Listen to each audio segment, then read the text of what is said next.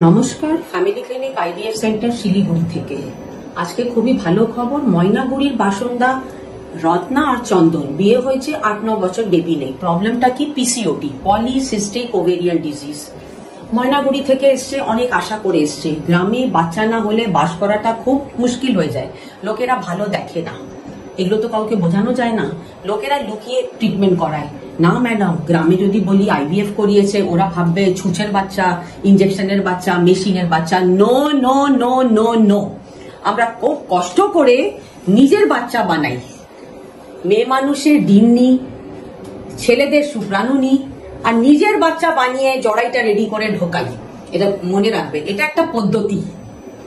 আজকে এই পদ্ধতিটা আছে বলে মিলিয়ন এন্ড মিলিয়ন দম্পতিরা আজকে মা বাবা হবার সুখটা পাচ্ছে আর মুখে হাসি নিয়ে যাচ্ছে। আসুন আল্ট্রাসাউন্ডের রিপোর্টটা দেখি। আজকে কি সুন্দর টুইন্স বসেছে, এটাকে বলি আমরা দুটো বাচ্চা, দুজনেরই হার্টবিট এসে গেছে, আপনারা দেখতে পাচ্ছেন। আমরা এদের জন্য সেই খুশি। ধন্যবাদ।